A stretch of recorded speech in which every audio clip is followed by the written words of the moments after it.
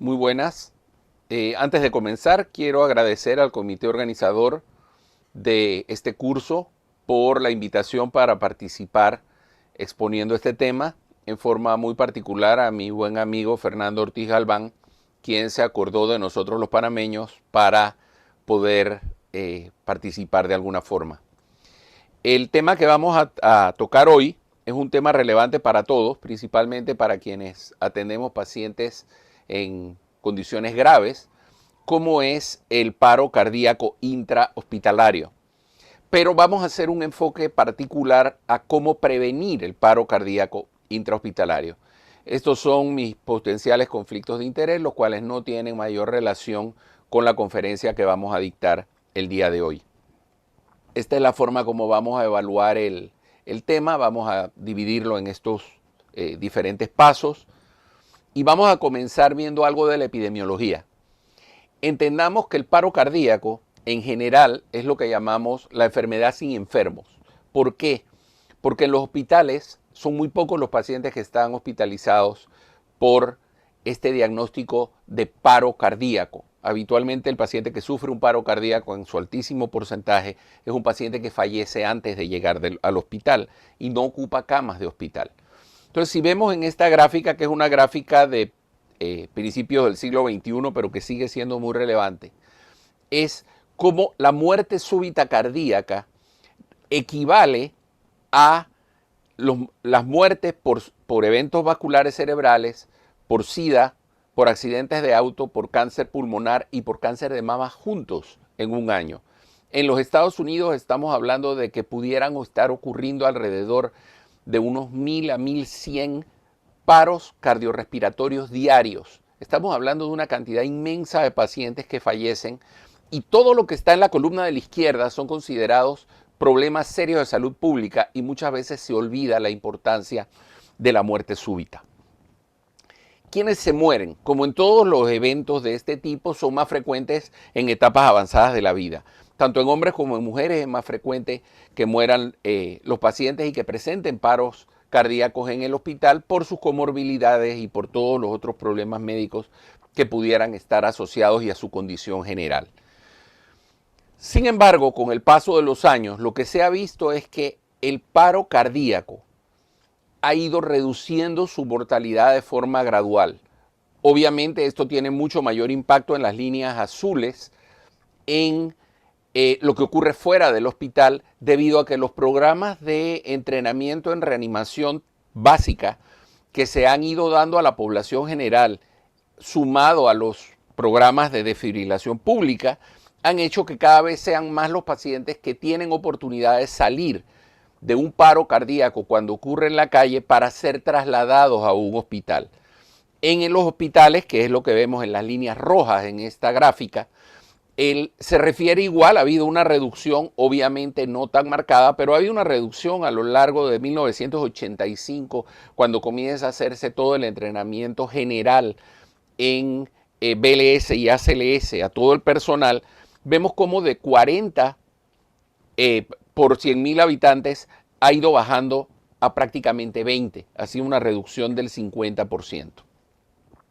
Ahora, ¿dónde y cómo ocurren los paros intrahospitalarios? Y esto es un dato muy interesante. La mayor parte de los paros que ocurren en la calle son por eventos cardiovasculares, principalmente síndromes coronarios agudos, infarto de miocardio y cardiopatía isquémica. Sin embargo, en el hospital es muy frecuente que esto ocurra en salas de medicina y en salas de cirugía, no necesariamente en salas de cardiología. Esto indica que hay otros elementos no necesariamente cardíacos que están participando en la aparición de estos eventos dentro del hospital. Del mismo modo, los ritmos cardíacos más frecuentemente asociados al paro cardíaco intrahospitalario, a diferencia de lo que ocurre en la calle, que son la fibrilación ventricular y la taquicardia ventricular, dentro del hospital es la actividad eléctrica sin pulso, la taquicardia sinusal y la sistolia, que son patologías no necesariamente cardíacas. Entonces esto tenemos que tenerlo presente a la hora de qué vamos a hacer con los pacientes. En cuanto a lo cardiovascular, vemos cómo la mortalidad cardiovascular se redujo marcadamente hasta la década de los 60 tenía una tendencia a aumentar cuando se desarrollan las unidades coronarias, los betabloqueadores y se inician los programas de revascularización, primero con la cirugía cardíaca y posteriormente con las angioplastías, vemos cómo comienza a reducir de forma drástica la morbimortalidad de pacientes cardiovasculares. Después, el otro concepto muy importante a tener presente es la cadena de supervivencia. Entendiendo que la cadena de supervivencia hay dos cadenas distintas. La cadena fuera del hospital o prehospitalaria, en la cual es la que está en la parte de abajo, donde está el detectar y avisar cuando ocurre un evento, iniciar el RCP, un buen RCP, lo cual depende en buena parte en esta línea celeste de los primeros respondedores, muchas veces legos que van a llegar al lugar y que son quienes van a ser los primeros que presencian el evento. Y después la desfibrilación temprana, que gracias a los programas de desfibrilación pública también pueden ser dados hoy día por la población general. Después ya entra el equipo prehospitalario, que muchas veces es el encargado de dar la desfibrilación, trasladar al paciente para que después se le dé el manejo avanzado. Intrahospitalario es un poco diferente. Los primeros respondedores dentro del hospital van a ser los responsables de vigilar al paciente para tratar de detectar qué pacientes pudieran llegar a desarrollar eventos cardiovasculares o paro cardíaco. Van a avisar a los equipos de emergencia, van a iniciar el RCP cuando ya ocurre un evento. Después vendrá la desfibrilación, que ya estará principalmente de forma intrahospitalario, estará a cargo del equipo que tiene que manejar los paros cardíacos dentro del hospital, que en la mayor parte de los lugares le llaman Code Team o el equipo de código azul. Y después ya está el manejo avanzado que se hace por lo general en unidades de cuidados intensivos. Según las últimas guías de reanimación, la cadena de supervivencia del paro intrahospitalario comienza por la vigilancia del paciente, detección y prevención, activar el sistema de emergencias, que hoy día gracias a la tecnología hay muchas otras formas de activarlo que van más allá de sencillamente una llamada telefónica. El iniciar RCP, desfibrilar, trasladar al paciente y el proceso de recuperación posterior al evento. Entonces la cadena de supervivencia en el hospital es un poco diferente. Interesante que la sobrevida del paro cardíaco intrahospitalario tiene múltiples factores que tienen que ver con que el paciente sobreviva o no sobreviva. Y en esta gráfica una de las cosas interesantes es, en la línea celeste es lo que ocurre durante las horas de trabajo normal y en la línea roja es lo que ocurre durante las guardias. La sobrevida del paciente, la probabilidad del paciente de sobrevivir cuando esto ocurre durante horas regulares o durante las guardias es aproximadamente un 10%, entre un 5 y un 10% de diferencia. Entonces hay que tener esto presente porque de aquí se deriva el que sea tan importante tener equipos capacitados para detectar tempranamente los eventos que pudieran ocurrir en los pacientes que están hospitalizados. Ahora, ¿cómo es esta prevención? Las causas del arresto cardiorrespiratorio siguen siendo las mismas con el paso de los años. Habitualmente son una obstrucción de vía aérea, problemas respiratorios primarios o problemas circulatorios primarios, que pueden ser desencadenados por otros eventos médicos que el paciente tenga. Puede haber sepsis, puede haber hemorragia, puede haber trauma, puede haber otra serie de factores relacionados, pero en el fondo, la base de todo esto son estos tres tipos de problemas. ¿Cómo se aborda el paciente? El paciente se va a abordar con esta mnemotecnia ABCDE, que es la mnemotecnia del deterioro clínico. No nos referimos al ABC que se utiliza como norma para la reanimación o el RCP. Estamos hablando de otro abordaje y es el abordaje para detectar si el paciente tiene o no deterioro clínico. Vamos a tomar en cuenta la vía aérea, la respiración, la circulación, lo que ha sido llamado disability, que en realidad a lo que se refiere es a datos que aparecen en la historia del paciente documentados que pudieran tener relación con el evento que estamos presenciando. si el paciente es diabético o si el paciente usa drogas. Por eso es la D, que son documentación, diabetes y drogas. Y por último, la exposición completa del paciente para hacer una adecuada evaluación. Si nosotros no hacemos una exposición completa del paciente, nos cuesta mucho trabajo detectar temperatura, detectar si tiene una hemorragia, detectar si tiene un hematoma, detectar si los apósitos están limpios o los apósitos tienen evidencia de que ha tenido una dehiscencia adherida o ha tenido algún tipo de complicación de algún otro problema médico que el paciente pudiera tener en ese momento. La metodología, primero que todo, la seguridad personal. No olvidemos que en estos tiempos de COVID es muy importante que nosotros tomemos todas las precauciones antes de manejar cualquier situación de emergencia. La primera impresión, hay pacientes, recordemos que estamos hablando de pacientes que están en una sala. Es el paciente que uno llega, uno lo ve y uno ve que el paciente no está bien. Uno tal vez no puede definir qué tiene el paciente, pero uno se da cuenta que el paciente no está en una condición completamente normal. Hay que hacerle caso al familiar que dice, yo lo veo distinto, yo lo veo desorientado, yo lo veo que no está como está él normalmente. Eso pueden ser datos muy tempranos de deterioro clínico. Y después ya entramos a la observación fisiológica, donde empezamos a medir parámetros objetivos, frecuencia cardíaca, presión arterial, saturación, temperatura, Glasgow. Y si tenemos la posibilidad de tener al paciente monitorizado, vemos en el monitor qué es lo que está ocurriendo en un momento determinado. Evaluamos, tratamos rápidamente lo que pueda poner en peligro la vida del paciente, pedimos ayuda temprana para que el equipo correspondiente se integre. Deben participar todos los miembros del equipo, evaluar la respuesta cuando tomamos alguna medida, ver si el paciente efectivamente está mejorando los parámetros o no, y después una adecuada comunicación. No solo entre el equipo que está atendiendo al paciente en ese momento, sino una adecuada comunicación con las personas que pudieran estar vinculadas con el manejo de ese paciente posterior, bien sea el departamento de cirugía, bien sea la unidad de cuidados intensivos o bien sea algún otro departamento que pudiera tener que participar. Deben ser avisados tempranamente. El abordaje de respiración y vía aérea, la mnemotecnia que recomiendan, estos son datos tomados de la Universidad de San Diego, donde se desarrollaron, de la Universidad de California de San Diego, donde desarrollaron muchos de estos conceptos. Es lo que ellos llaman RATES. Frecuencia respiratoria, auscultación del tórax, tráquea, y esto se refiere a si el paciente tiene estridor laríngeo, si el paciente puede hablar, si el paciente puede toser o si el paciente tiene alguna evidencia de una posible obstrucción de la vía aérea superior.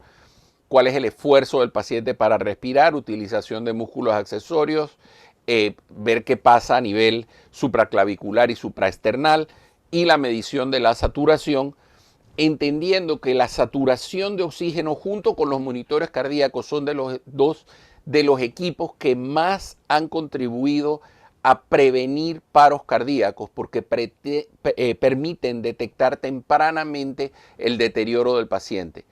La caída de la saturación de oxígeno, si no tenemos un oxímetro, puede ser que cuando lleguemos y el paciente comienza a tener datos clínicos ya tenga una saturación por debajo de 90. Mientras que nosotros, si tenemos un paciente con un saturómetro, este es un tipo de dispositivo que se utiliza en algunos hospitales para tener constantemente al paciente con una saturación de oxígeno. Nosotros podemos detectar cuando esa saturación de oxígeno comienza a bajar de forma temprana. El manejo, alto flujo, apertura de la vía aérea si fuera el caso, y la utilización de vías orofaringeas, nasofaringeas, intubación, máscara laringea o lo que pudiera ser necesario en un momento determinado para manejar al paciente. El manejo de la circulación, mantener la oxigenación entre 94 y 99, acceso venoso si es necesario, tomando muestras y para poder administrar medicamentos, utilización de líquidos intravenosos, tratar la causa de fondo y trasladar prontamente al paciente a una unidad de cuidado avanzado si así lo requiere.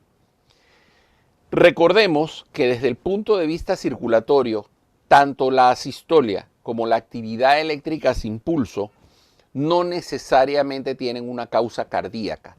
Y de ahí, por eso esta gráfica para recordar nuestras H y nuestras T que tanto nos han insistido en los cursos de ACLS desde que esto se comenzó a dar alrededor de los años 90, este concepto de las H y las T. Evaluar estos fenómenos no necesariamente cardíacos que pudieran estar teniendo que ver en la aparición de actividad eléctrica sin pulso o asistolia, e inclusive en la aparición de taquicardia sinusal. Uno de mis maestros en el Hospital Español de México, el doctor Enrique Parachavero, siempre nos decía que la arritmia que él más miedo le tenía de todas era la taquicardia sinusal, porque frecuentemente era por una causa no cardíaca. Y eso a él le preocupaba más que los elementos cardíacos que él se sentía mucho más cómodo manejando. ¿Cómo se implementa todo esto en el mundo actual? Hay que tener clara la cadena de prevención, y la cadena de prevención comienza por educar al personal, monitoreo del paciente, un monitoreo cercano, reconocimiento temprano del evento y pedir ayuda. Y por último, el equipo de respuesta.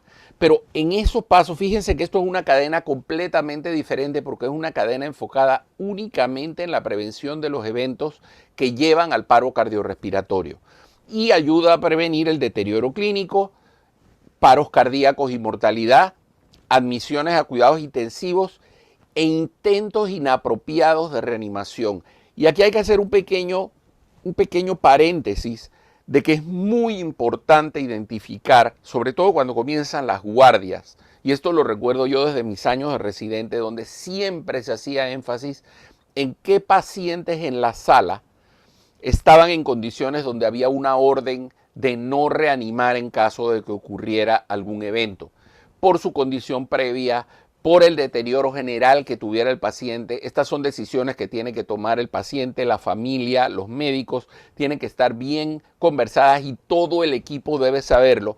¿Por qué? Porque si un paciente que tiene un cáncer terminal hace un paro cardíaco, ese paciente posiblemente se va a tratar de sacar y el paciente no va a responder y va a aparecer como un paro cardíaco que tuvo un fracaso en el intento de reanimarlo, cuando en realidad ese paciente nunca se justificaba tratar de iniciar unas maniobras de reanimación, ser un paciente cuya condición así lo indicaba. Y es más, muchas veces pacientes con enfermedades terminales que se les reanima, posteriormente lo único que logra uno es que el paciente tenga un sufrimiento mucho más largo y que la familia tenga un sufrimiento mucho peor también. Entonces hay diferentes escalas, no vamos a entrar en grandes detalles porque si uno busca hay múltiples. Algunas utilizan únicamente signos vitales y otras utilizan signos vitales y datos de laboratorio, bioquímicos. Todos estos diferentes datos que aparecen aquí, tomados durante las 48 horas previas a un evento, pueden ayudarnos a predecir qué es lo que está pasando. Y una de las maneras de manejar esto es con este tipo de cuadros que tienen un código de colores, donde cada uno de los parámetros aparecen aquí a la izquierda. Estos son básicamente parámetros clínicos y puede haber igual parámetros de laboratorio.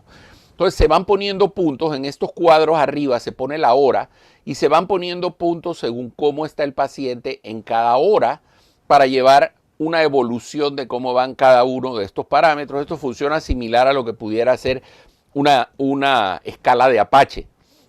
Entonces uno detecta el deterioro del paciente tempranamente por medio de una gráfica de puntos donde uno ve una línea que nos indica qué es lo que está ocurriendo. Entonces, dependiendo del color, se van a tomar las decisiones en un momento dado. ¿Qué significa eso? Yo tengo que cuando llega lo amarillo, cuando un paciente está en la línea amarilla, yo debo avisarle al personal de enfermería y al personal de base de la sala. Se le avisa al residente o al médico de mayor jerarquía que hay un paciente que ha tenido un deterioro y que está entrando en la zona esta amarilla. Si el paciente llega a la zona naranja o roja, entonces ya se va a activar un equipo médico multidisciplinario que va a venir a evaluar al paciente. Y si el paciente cae en la zona morada, ya se activa un equipo de emergencia, un código azul o lo que pudiera ser el código dentro de la norma de cada uno de los hospitales. En base a esto, o sea, estamos dependiendo del color en que se encuentra la gráfica de cada uno de los pacientes, nosotros vamos a tener qué decisiones se tienen que tomar. Otra de las cosas es que si tenemos un paciente con saturación y tenemos un paciente con que se le está tomando frecuentemente la frecuencia cardíaca y la presión arterial, nosotros vamos a detectar cosas tempranamente tan sencillas como un paciente que no tiene hipotensión pero está empezando a tener taquicardia. Entonces, esta taquicardia es compensadora. Esta taquicardia puede ser un signo de alarma para prevenir que en este momento el paciente se descompense y tenga entonces una caída súbita de la presión arterial y de la frecuencia cardíaca, lo cual nos va a generar una mucho peor evolución y estos pacientes ya muchas veces no pueden rescatarse. Entonces, por eso es que es importante detectar tempranamente cuando ocurren estos otros eventos. Y esto es el entrenamiento avanzado de resucitación que también fue introducido en la Universidad de California en San Diego y muestra cómo en el momento en que esto se introduce, donde es esta vigilancia cercana de los pacientes para tratar de detectar tempranamente datos de deterioro clínico, vean cómo la sobrevida a la salida del paciente, cómo disminuye la incidencia de arrestos y aumenta la sobrevida conforme va pasando el tiempo. Entonces, esto ha tenido muchísimo impacto. Lo mismo en la clínica Ochsner, donde hay un programa similar, donde ellos, si ustedes comparan estos dos años, 2016 a 2017 y 2017 a 2018, cuando se implementó este programa de capacitación avanzada en reanimación, vean cómo cayeron el número de eventos que se dieron en el hospital porque los pacientes fueron detectados mucho más tempranamente. Del mismo modo, hay una serie de algoritmos, lo pueden buscar, esto está en la literatura, está muy bien descrito cómo manejar cada una de estas situaciones, de modo que este equipo de resucitación avanzada pueda intervenir tempranamente para prevenir que los pacientes tengan este tipo de eventos. Y lo último es que hoy día podemos apoyarnos mucho en la tecnología, específicamente cuando tenemos estas situaciones de actividad eléctrica sin pulso. Normalmente la actividad eléctrica sin pulso es una definición clínica. No tengo pulso, tengo un ritmo cardíaco. Pero hoy día, con el advenimiento del ultrasonido y principalmente el ultrasonido en la cabecera del paciente, nosotros podemos hacer una detección mucho más precisa de si el paciente tiene una verdadera actividad eléctrica sin pulso y una disociación electromecánica, viendo si el corazón se contrae o no en relación al ritmo que nosotros estamos viendo. Y eso nos da una muy buena idea de la probabilidad de sobrevida del paciente. Es lo que muestra esta gráfica. Un paciente hipotenso puede que no le sintamos pulso, pero estamos viendo que el paciente tiene contracción cardíaca. Aquí puede haber elementos externos.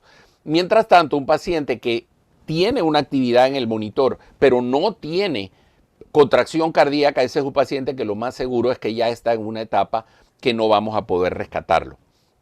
Entonces, en resumen, ¿qué podemos? Hay que tener reconocimiento temprano del deterioro clínico y los signos vitales, buscar signos y síntomas de alarma de forma temprana, de forma rápida, priorizar vía aérea, respiración y circulación al evaluar y manejar a los pacientes, hacer el abordaje ABCD que ya mencionamos, utilizar estas estrategias de evaluación con gráficas y con datos que nos orienten y simplifiquen las medidas que vayamos a tomar y apoyarnos en la tecnología como este último ejemplo que pusimos de la utilización del ultrasonido a la cabecera del paciente. Muchas gracias por su atención y si hay alguna pregunta podemos discutirlo posteriormente. Gracias.